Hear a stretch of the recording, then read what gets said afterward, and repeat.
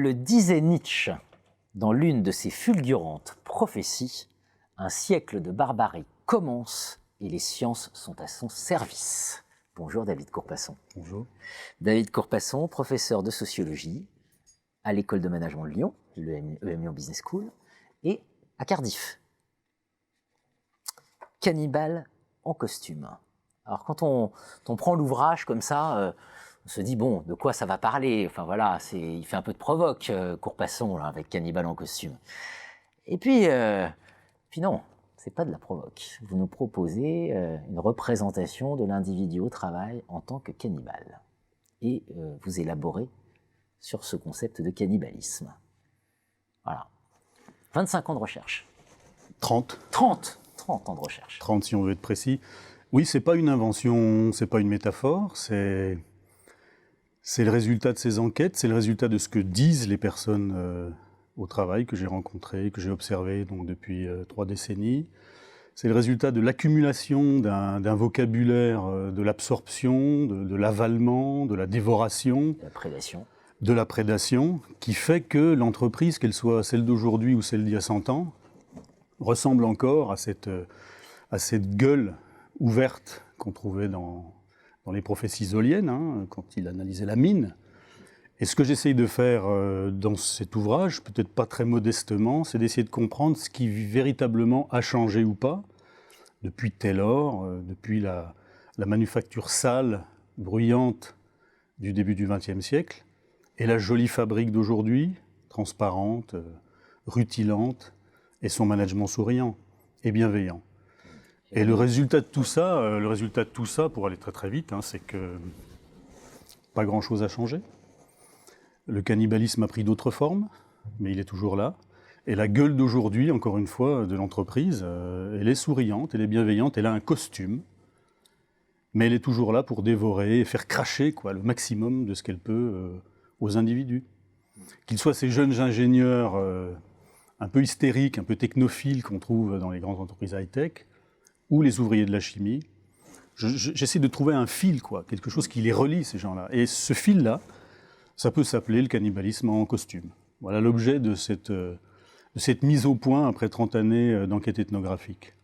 Absolument passionnant, parce que vous donnez voix à toutes les voix, y compris ceux qui se considèrent, enfin s'assument comme cannibales. C'est dit, je suis là pour, et donc je le fais, et c'est mon job.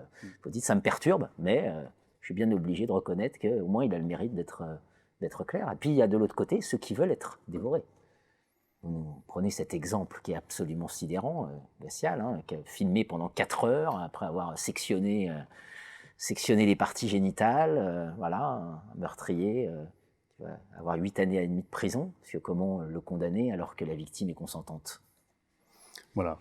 Ça pose vous creusez vraiment le sujet, c'est ça que je veux dire. C'est-à-dire que je ne voudrais pas non plus qu'on en arrive à dire que l'entreprise est un lieu sanglant, mais c'est un lieu violent, c'est un lieu dans lequel il y a du radicalisme qui s'exprime, et par conséquent il y a de la culpabilité, il y a de la honte, mais il y a aussi des gens qui assument effectivement complètement cette posture-là en disant que c'est la condition pour que l'entreprise avance, pour que les performances soient produites, pour que les chiffres soient crachés, et pour que les produits, eux aussi, rapportent le maximum. Donc il y a quelque chose qui est de l'ordre d'une morale, ou d'une absence de morale. Et c'est pour ça qu'à un moment donné, j'essaye de construire aussi une sorte d'interprétation autour de la question de l'indifférence, autour de l'idée que, comme le disait Simmel, dans son travail sur les métropoles, sur l'émergence de la grande ville, au fond, la santé mentale des individus qui arrivent dans des lieux déshumanisés, elle est fâcheusement affectée, mais elle se traduit par une insensibilité morale. Et puis quand on leur en parle, on se rend compte qu'ils ne sont pas aussi insensibles que ça. Mais alors, là, on a l'accumulation de formes de justification éthique, morale, plus ou moins fragiles.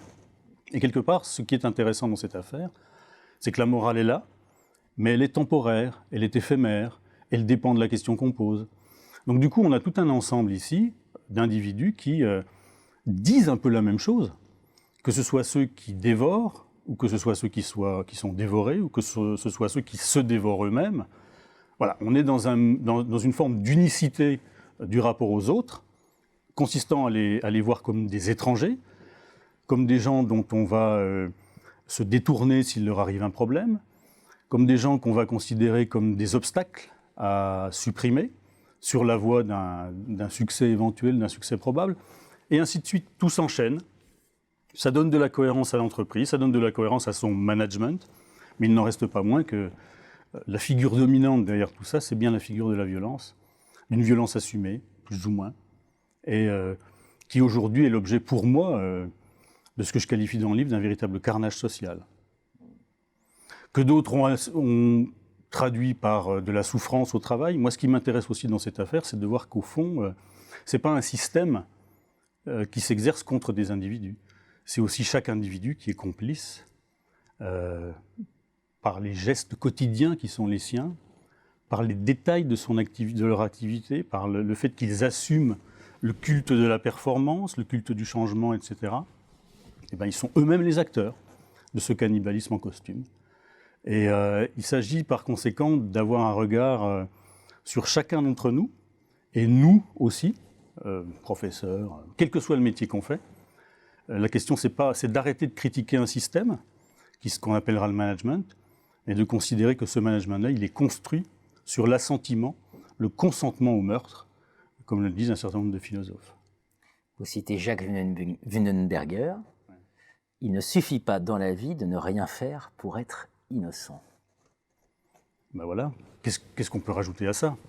Ne rien faire, ça veut dire quand son collègue proche est licencié, qu'est-ce qu'on fait?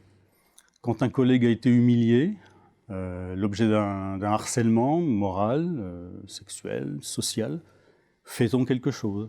Ou est-ce qu'on détourne le regard? Comment on va détourner le regard des migrants qu'on va croiser dans la rue ou des clochards qui nous demandent un petit peu d'argent? Je pense que c'est une forme de contrat qui s'est construit depuis un grand nombre d'années, un contrat entre nous tous, qui consiste à ne pas trop s'occuper des affaires des autres. Et par conséquent, ça va complètement à l'encontre de ce que le travail dit aujourd'hui qu'il est, à savoir un espace d'échange, de coopération, de collaboration et de bienveillance.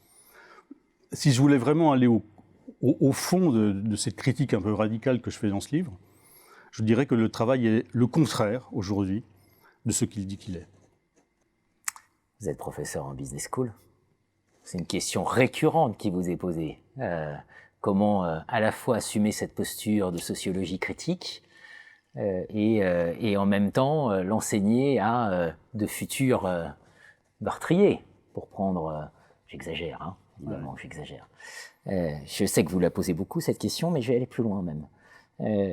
Dans cet ouvrage, on sent que pour vous, le cannibalisme est au cœur de la dynamique même du système. Vous dites, on nous transforme aussi en cannibales. Voilà, donc qu'est-ce qu'on fait de ça quand on est chercheur, quand on est universitaire, professeur, etc. Quelle est notre mission ?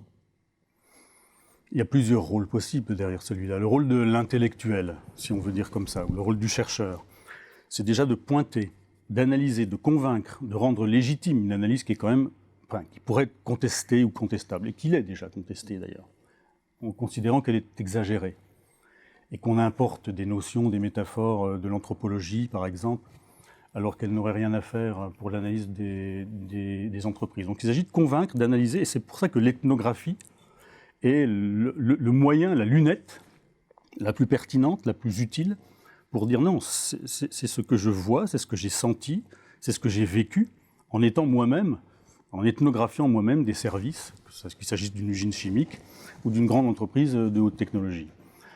L'autre rôle qu'on peut assumer, c'est celui de l'éducateur.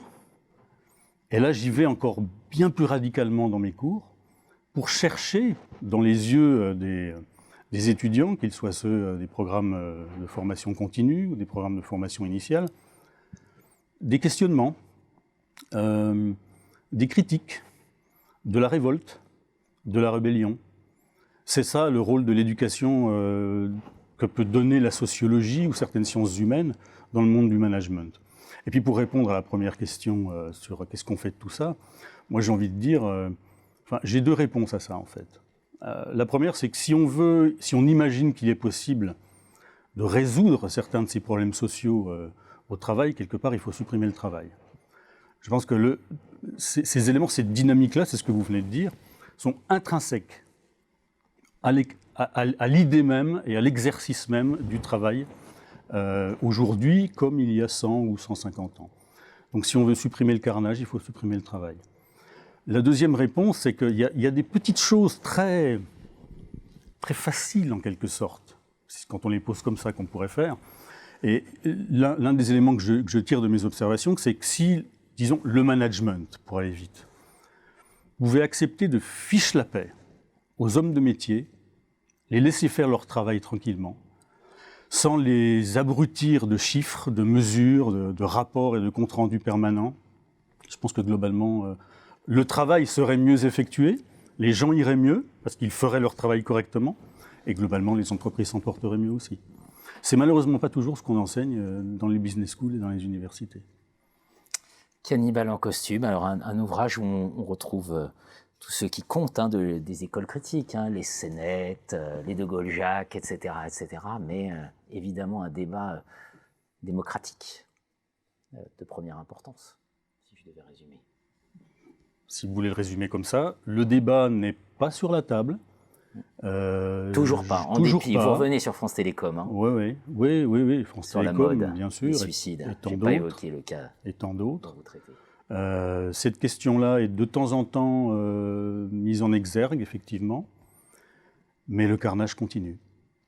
Et j'ai de moins en moins peur, à mesure que j'interviewe, à mesure que j'observe les organisations, j'ai de moins en moins peur d'utiliser cette notion-là, même si, encore une fois, un certain nombre de collègues, un certain nombre de gens, on va dire, me le reprochent et considèrent que c'est une façon de décrédibiliser l'analyse. Je pense qu'il faut donner aux phénomènes qu'on observe des mots, et ces mots doivent être forts, pas pour vendre des bouquins, mais pour bien dire et relayer l'expérience des gens au travail aujourd'hui. Alors que le cannibalisme risque de s'étendre, voire peut-être même c'est déjà étendu au monde de la recherche, puisque il paraît que maintenant la recherche va être darwinienne, au CNRS en particulier. On ne va pas ouvrir ce débat-là maintenant. Cannibale en costume, voilà ce que nous sommes déjà. Merci David Courpasson. Merci.